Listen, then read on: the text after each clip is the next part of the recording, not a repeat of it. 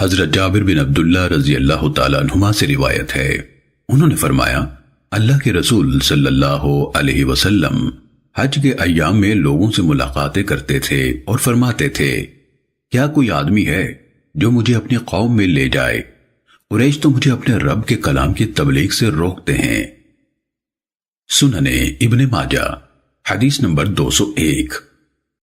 حضرت ابو دردہ رضی اللہ تعالیٰ عنہ سے روایت ہے کہ آیت مبارکہ کل یوم ہوا فی شان، یعنی ہر روز وہ ایک شان میں ہے، کہ وضاحت کرتے ہوئے نبی صلی اللہ علیہ وسلم نے فرمایا یہ بھی اس کی شان ہے کہ وہ گناہ معاف کرتا ہے، پریشانی دور کرتا ہے، کسی قوم کو بلندیوں سے نوازتا ہے اور کسی کو پست کر دیتا ہے۔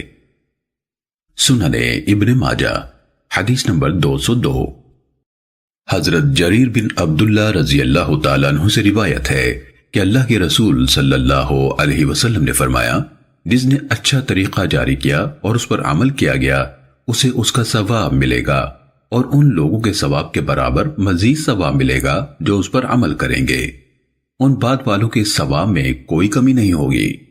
اور جس شخص نے برا طریقہ ایجاد کیا پھر اس پر عمل کیا گیا اسے اس کا گناہ ہوگا اور ان لوگوں کے گناہ کے برابر مزید گناہ ہوگا جو اس پر عمل کریں گے، ان بات والوں کے گناہ میں بھی کوئی کمی نہیں ہوگی۔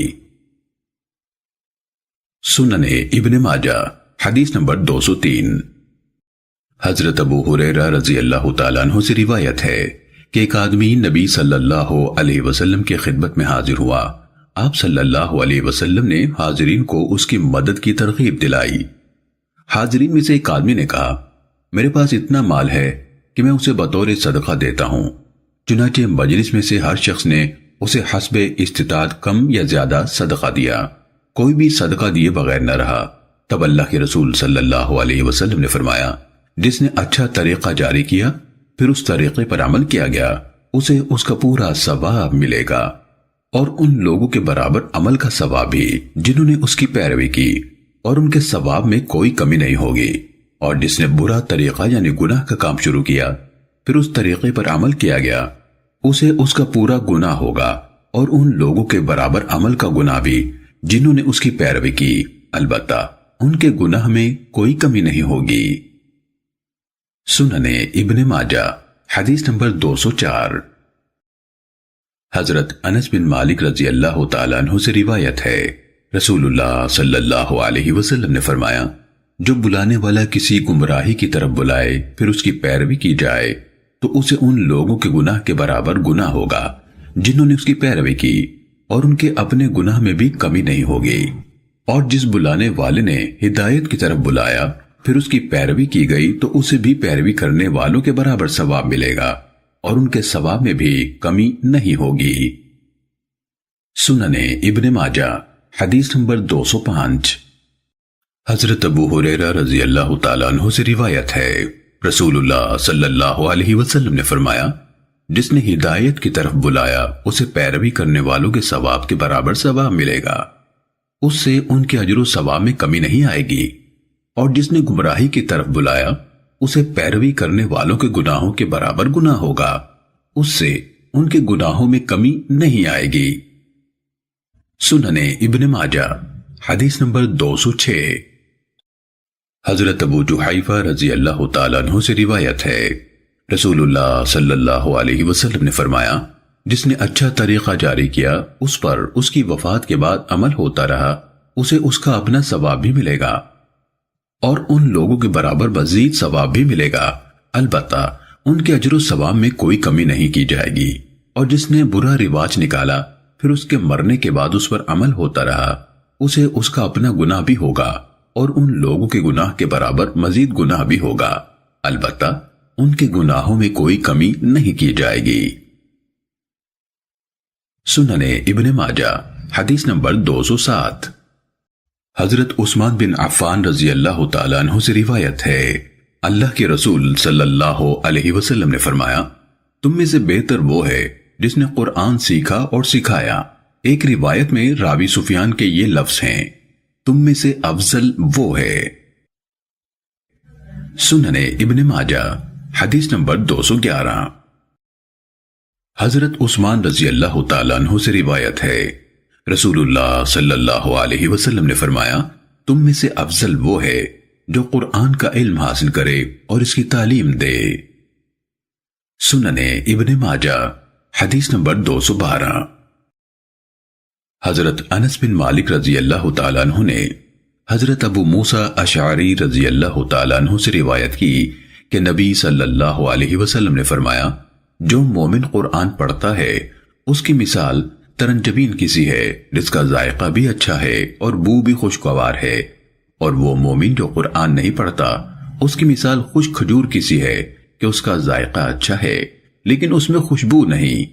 جو منافق قرآن پڑھتا ہے اس کی مثال نازبو کی سی ہے، اس کی خوشبو تو اچھی ہے لیکن ذائقہ تلخ ہے، اور جو منافق قرآن نہیں پڑھتا اس کی مثال تم میں کسی ہے، اس کا ذائقہ بھی تلخ ہے اور خوشبو بھی نہیں۔ سنن ابن ماجہ حدیث نمبر 214۔ حضرت انس بن مالک رضی اللہ تعالیٰ عنہ سے روایت ہے، رسول اللہ صلی اللہ علیہ وسلم نے فرمایا، لوگوں میں سے کچھ افراد اللہ والے ہوتے ہیں۔ صحابہ کرام نے عرض کیا، اے اللہ کے رسول، وہ کون لوگ ہیں؟ فرمایا، قرآن والے، وہی اللہ والے اور اس کے خاص بندے ہیں۔ سنن ابن ماجہ حدیث نمبر 215۔ حضرت ابو ہریرہ رضی اللہ تعالیٰ عنہ سے روایت ہے، رسول اللہ صلی اللہ علیہ وسلم نے فرمایا، قرآن سیکھو، پھر اسے پڑھو اور سو رہو، یعنی رات کو نماز میں تلاوت کرو لیکن ساری رات نماز نہ پڑھو بلکہ کچھ وقت آرام بھی کرو، کیونکہ قرآن اسے سیکھنے والے اور اس کے ساتھ قیام کرنے والے کی مثال ایسے ہے جیسے چمڑے کی ایک تھیلی کستوری سے بھری ہوئی ہو اور اس کی خوشبو ہر جگہ مہکتی ہو، اور جس نے قرآن سیکھا پھر سو رہا حالانکہ قرآن اس کے سینے میں ہے، اس کی مثال اس طرح ہے جیسے چمڑے کی تھیلی میں کستوری ہو اور اس کا منہ رسے وغیرہ سے کس کر باندھ دیا گیا ہو۔ سنن ابن ماجہ حدیث نمبر 217۔ حضرت ابو طفیل عامر بن واصلہ رضی اللہ تعالیٰ عنہ سے روایت ہے کہ عثمان کے مقام پر حضرت نافع بن عبد الحارث رضی اللہ تعالیٰ عنہ نے حضرت عمر رضی اللہ تعالیٰ عنہ سے ملاقات کی۔ انہیں حضرت عمر رضی اللہ تعالیٰ عنہ نے مکے کا گورنر مقرر فرمایا تھا۔ حضرت عمر رضی اللہ تعالیٰ عنہ نے فرمایا، آپ وادی مکہ کے باشندوں پر ان کے معاملات کی دیکھ بھال کے لیے اپنا نائب کسے مقرر کر کے آئے ہیں؟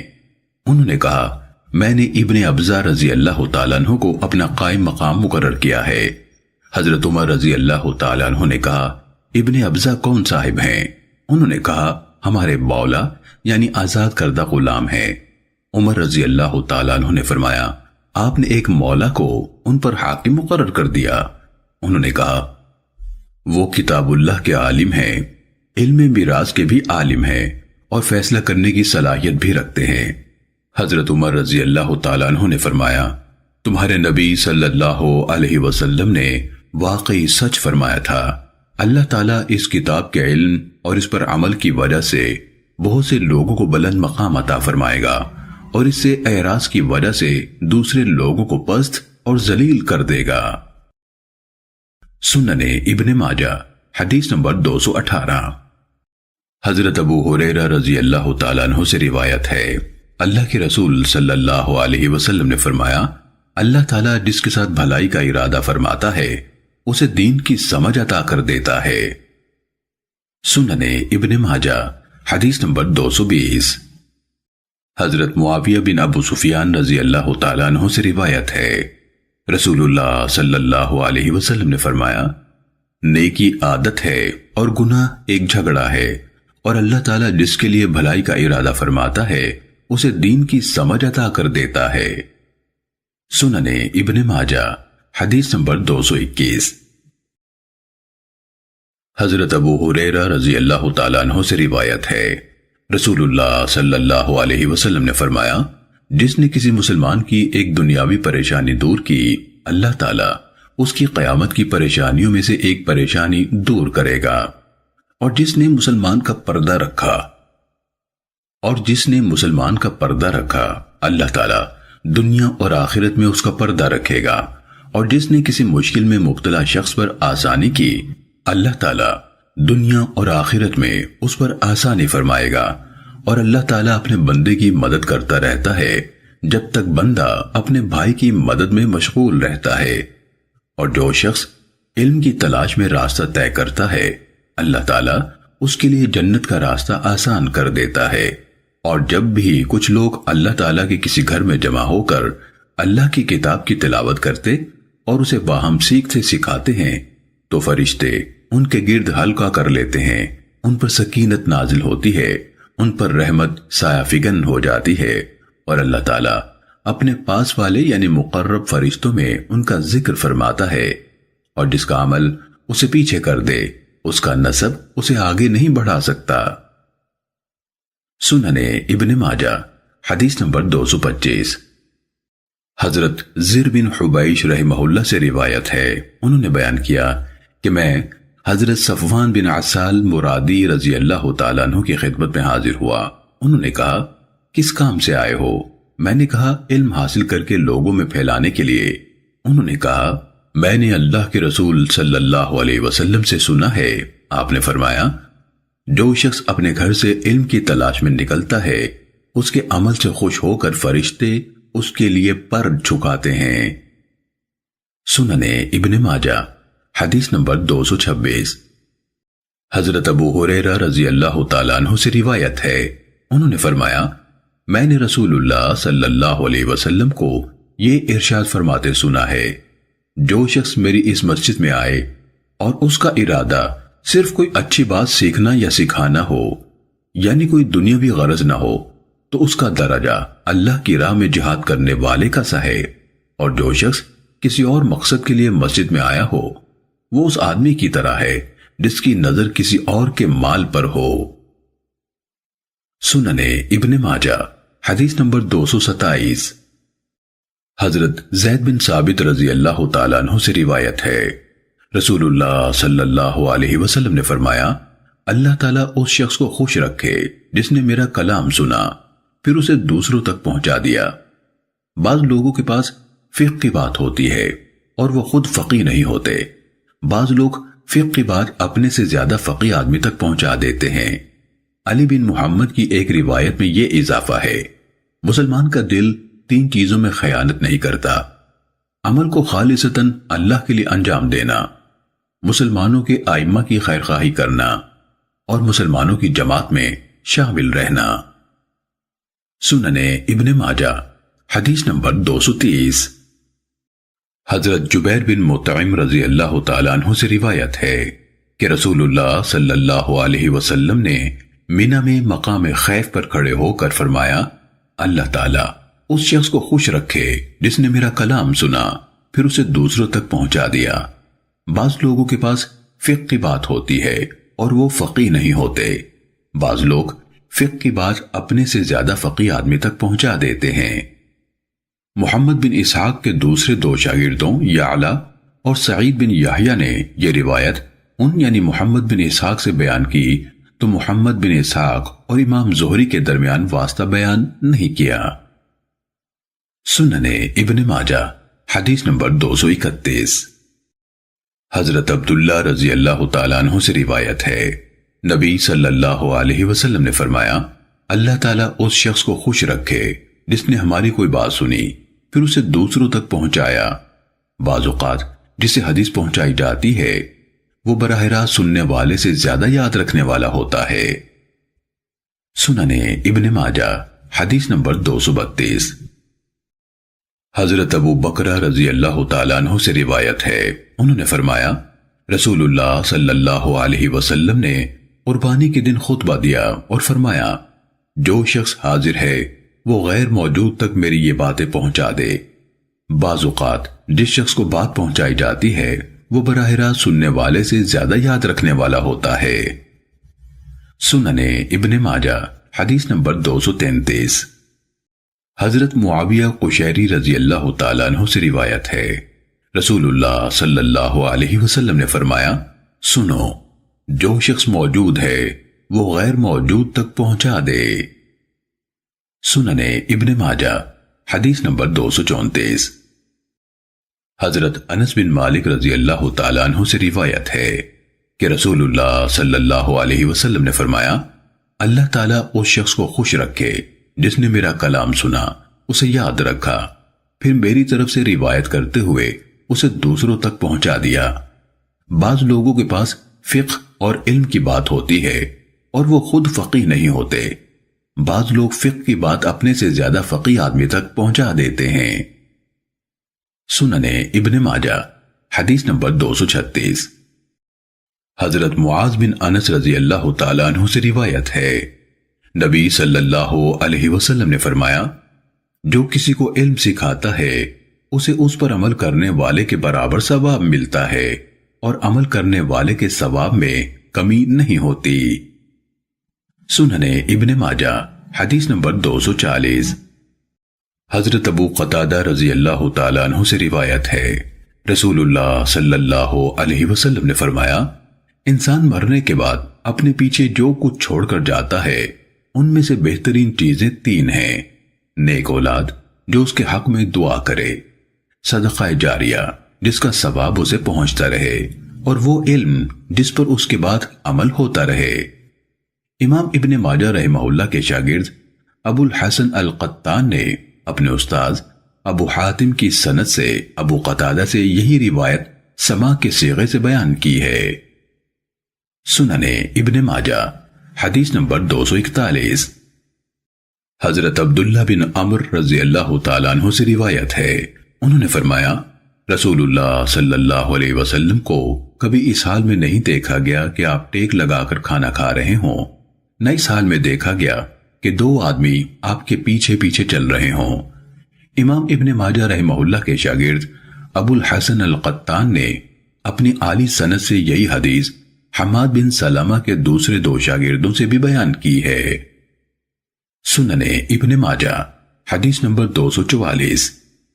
حضرت جابر بن عبداللہ رضی اللہ تعالیٰ عنہما سے روایت ہے، انہوں نے فرمایا، جب نبی صلی اللہ علیہ وسلم چلتے تو صحابہ کرام رضی اللہ عنہم آپ سے آگے چلتے تھے اور آپ کے پیچھے فرشتوں کے لیے جگہ چھوڑ دیتے تھے۔ سنن ابن ماجہ حدیث نمبر 246۔ حضرت ابو ہریرہ رضی اللہ تعالیٰ عنہ سے روایت ہے، انہوں نے فرمایا، نبی صلی اللہ علیہ وسلم کی ایک دعا یہ بھی تھی، اللہم انی اعوذ بک من علم لا ينفع ومن دعاء لا يسمع ومن قلب لا يخشع ومن نفس لا تشبع، یعنی اے اللہ، میں تیری پناہ میں آتا ہوں اس علم سے جو فائدہ نہ دے، اس دعا سے جو قبول نہ ہو، اس دل سے جو تیرے سامنے عاجزی نہ کرے، اور اس نفس سے جو سیر نہ ہو۔ سنن ابن ماجہ حدیث نمبر 250۔ حضرت ابو ہریرہ رضی اللہ تعالیٰ عنہ سے روایت ہے، اللہ کے رسول صلی اللہ علیہ وسلم نے فرمایا، جو علم اللہ کی رضا کے لیے حاصل کیا جاتا ہے، جس نے اسے دنیا کا مال و متاع حاصل کرنے کے لیے سیکھا، اسے قیامت کے دن جنت کی خوشبو نہیں آئے گی۔ امام ابن ماجہ رحمۃ اللہ علیہ کے شاگرد ابو الحسن القطان نے اپنی عالی سند سے یہی حدیث فلیح بن سلیمان کے شاگرد سعید بن منصور سے بھی بیان کی۔ سنن ابن ماجہ حدیث نمبر 252۔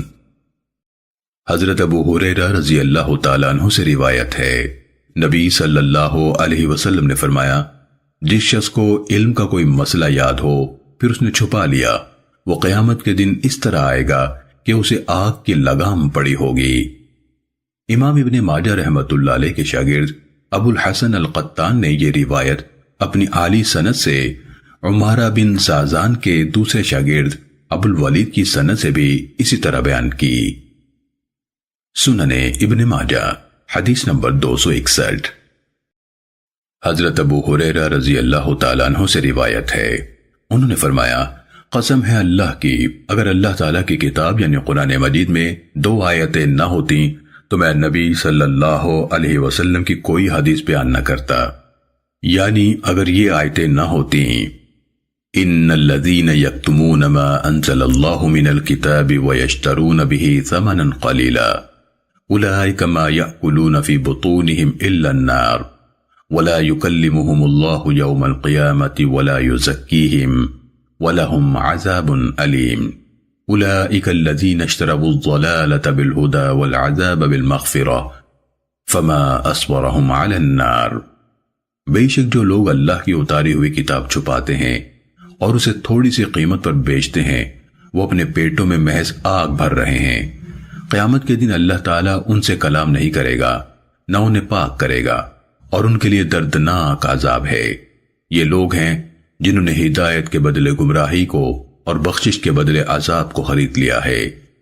یہ لوگ آگ کا عذاب کس قدر برداشت کرنے والے ہیں۔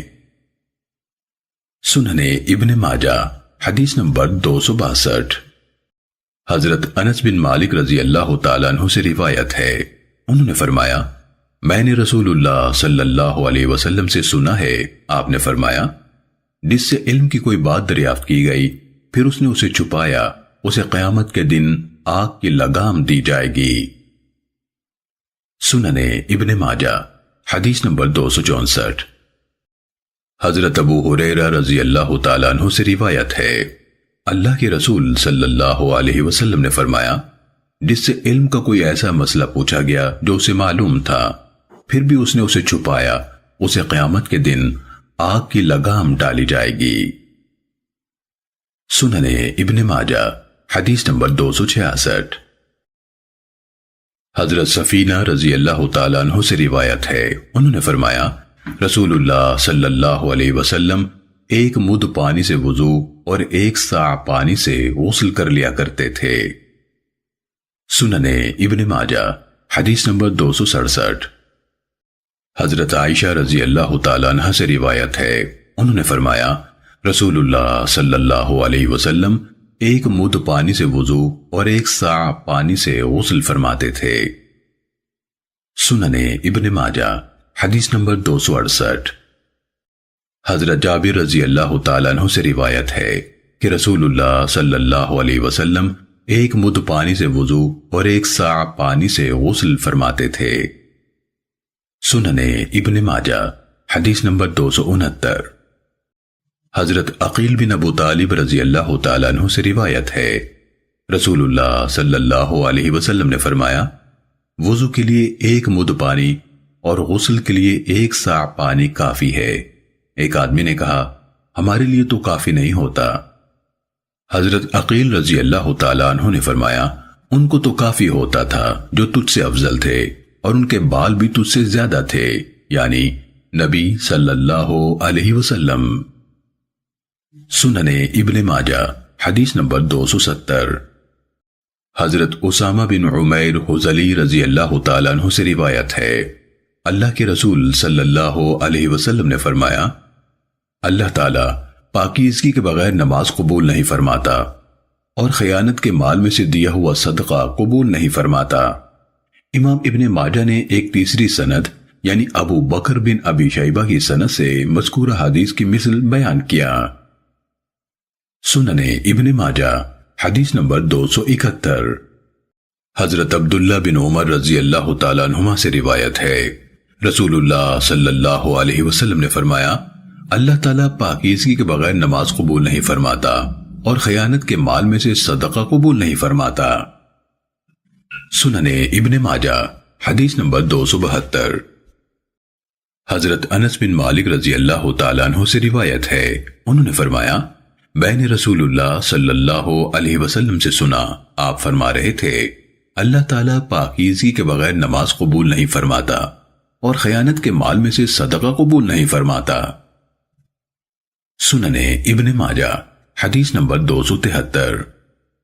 حضرت ابو بکرہ رضی اللہ تعالیٰ عنہ سے روایت ہے، رسول اللہ صلی اللہ علیہ وسلم نے فرمایا اللہ تعالیٰ پاکیزگی کے بغیر نماز قبول نہیں فرماتا اور خیانت کے مال میں سے صدقہ قبول نہیں فرماتا۔ سنن ابن ماجہ حدیث نمبر 274۔ حضرت علی رضی اللہ تعالیٰ عنہ سے روایت ہے، رسول اللہ صلی اللہ علیہ وسلم نے فرمایا نماز کی کنجی پاکیزگی ہے اور نماز کی تحریم یعنی اس میں پابندیاں لگانے والی چیز تکبیر ہے اور نماز کی تحلیل یعنی اس میں پابندیاں ختم کرنے والی چیز سلام ہے۔ سننے ابن ماجہ حدیث نمبر 275۔ حضرت ابو سعید خدری رضی اللہ تعالیٰ عنہ سے روایت ہے، نبی صلی اللہ علیہ وسلم نے فرمایا، نماز کی کنجی پاکیزگی ہے، اور نماز کی تحریم یعنی اس میں پابندیاں لگانے والی چیز تکبیر ہے، اور نماز کی تحلیل یعنی اس میں پابندیاں ختم کرنے والی چیز سلام ہے۔ سننے ابن ماجہ حدیث نمبر 276۔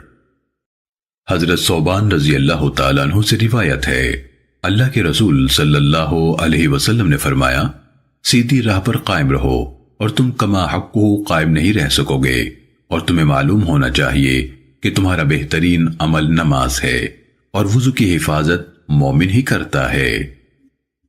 سننے ابن ماجہ حدیث نمبر 277۔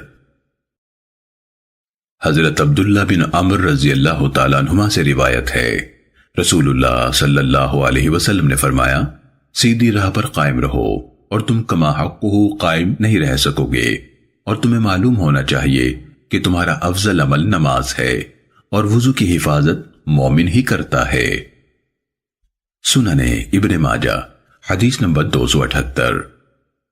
حضرت ابو مالک اشعری رضی اللہ تعالیٰ عنہ سے روایت ہے، رسول اللہ صلی اللہ علیہ وسلم نے فرمایا، پورا یعنی اچھی طرح وضو کرنا نصف ایمان ہے، اور الحمدللہ سے اعمال کا ترازو بھر جاتا ہے، اور تسبیح و تکبیر سے آسمان اور زمین پر ہو جاتے ہیں۔ نماز نور ہے، زکوٰۃ دلیل ہے، صبر روشنی ہے، قرآن تیرے حق میں یا تیرے خلاف ایک حجت ہے۔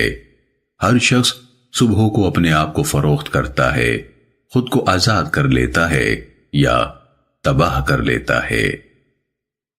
سننے ابن ماجہ حدیث نمبر 280۔ حضرت ابو ہریرہ رضی اللہ تعالیٰ عنہ سے روایت ہے کہ رسول اللہ صلی اللہ علیہ وسلم نے فرمایا، تم میں سے کوئی شخص جب وضو کرتا ہے اور اچھی طرح خوب سنوار کر وضو کرتا ہے، پھر مسجد میں آتا ہے، اسے نماز کے علاوہ کوئی اور مقصد گھر سے نہیں نکالتا، ایسا شخص جو قدم بھی اٹھاتا ہے اس کے بدلے اللہ تعالیٰ اس کا ایک درجہ بلند فرماتا ہے اور ایک گناہ معاف کرتا ہے، یعنی اسے مسلسل یہ ثواب ملتا رہتا ہے حتیٰ کہ وہ مسجد میں داخل ہو جاتا ہے۔ سننے ابن ماجہ حدیث نمبر 281۔ حضرت عبداللہ سنابحی رضی اللہ تعالیٰ عنہ سے روایت ہے، رسول اللہ صلی اللہ علیہ وسلم نے فرمایا، جو شخص وضو کرتا ہے اور وضو کرتے ہوئے کلی کرتا اور ناک میں پانی ڈالتا ہے تو اس کے منہ اور ناک سے گناہ نکل جاتے ہیں، پھر جب چہرہ دھوتا ہے تو اس کے چہرے سے گناہ نکل جاتے ہیں، حتیٰ کہ اس کی آنکھ کے پپوٹوں سے بھی نکل جاتے ہیں، پھر جب اپنے ہاتھ دھوتا ہے تو اس کے ہاتھوں سے گناہ نکل جاتے ہیں، پھر جب سر کا مسح کرتا ہے تو اس کے سر کے گناہ نکل جاتے ہیں، حتیٰ کہ کانوں میں سے بھی نکل جاتے ہیں، پھر جب اپنے پاؤں دھوتا ہے تو اس کے پاؤں سے گناہ نکل جاتے ہیں، حتیٰ کہ پاؤں کے ناخنوں کے نیچے سے بھی نکل جاتے ہیں، پھر اس کی نماز اور اس کا مسجد کی طرف چل کر جانا مزید درجات میں بلندی کا باعث ہوتا ہے۔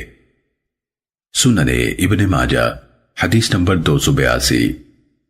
حضرت عمرو بن عبسہ رضی اللہ تعالیٰ عنہ سے روایت ہے، رسول اللہ صلی اللہ علیہ وسلم نے فرمایا، جب بندہ وضو کرتا ہے اور اپنے ہاتھ دھوتا ہے تو اس کے ہاتھوں سے گناہ گر جاتے ہیں، پھر جب اپنا چہرہ دھوتا ہے تو اس کے چہرے سے گناہ گر جاتے ہیں، پھر جب اپنے بازو دھوتا ہے اور اپنے سر کا مسح کرتا ہے تو اس کے بازوؤں اور سر سے گناہ گر جاتے ہیں، پھر جب اپنے پاؤں دھوتا ہے تو اس کے پاؤں سے گناہ گر جاتے ہیں۔ سننے ابن ماجہ حدیث نمبر 283۔ حضرت عبداللہ بن مسعود رضی اللہ تعالیٰ عنہ سے روایت ہے کہ رسول اللہ صلی اللہ علیہ وسلم سے کہا، یعنی پوچھا گیا، آپ نے اپنی امت کے جن افراد کو نہیں دیکھا انہیں قیامت کے دن کس طرح پہچانیں گے؟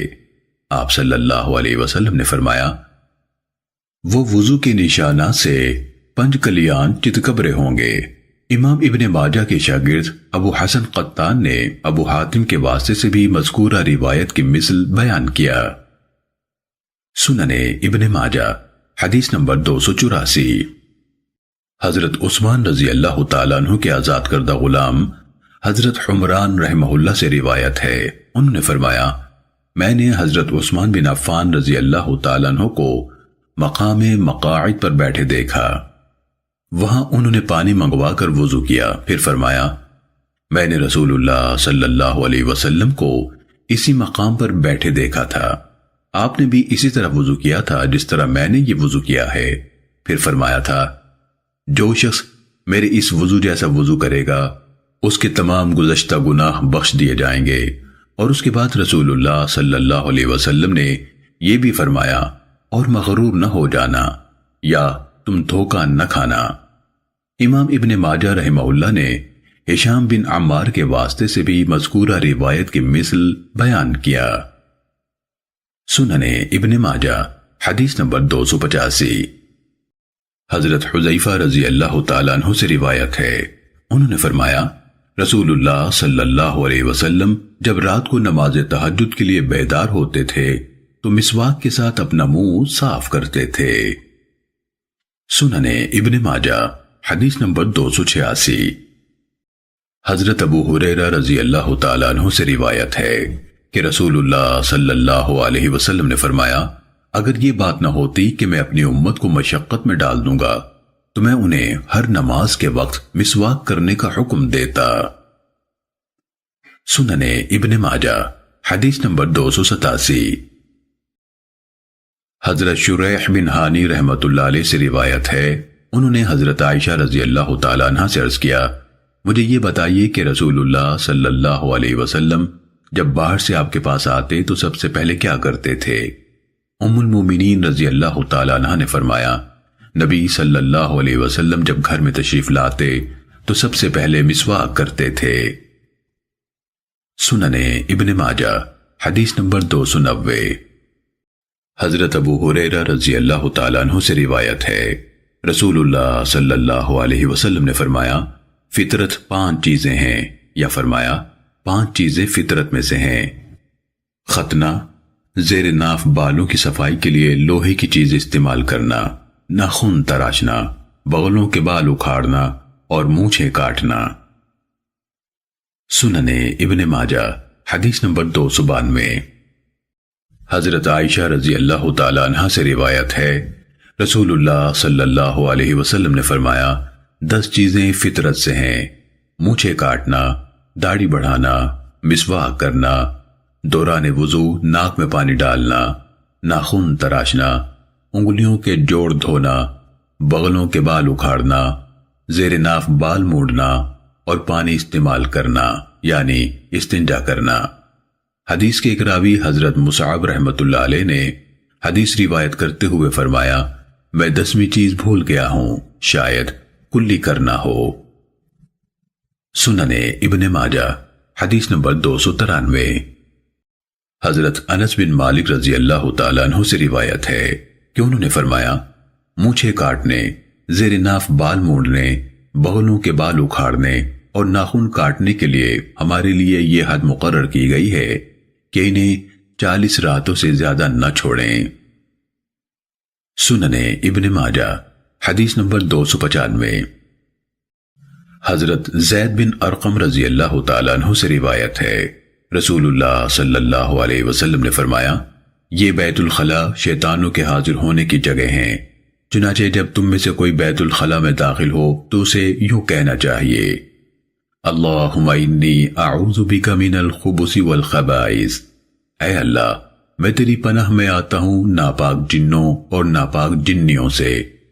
امام ابن ماجہ رحمت اللہ علیہ نے یہی روایت اپنے دوسرے 2 اساتذہ جمیل بن حسن عتکی اور ہارون بن اسحاق کی سندوں سے بھی یہ روایت اسی طرح رسول اللہ صلی اللہ علیہ وسلم سے بیان کی ہے۔ سنن ابن ماجہ حدیث نمبر 296۔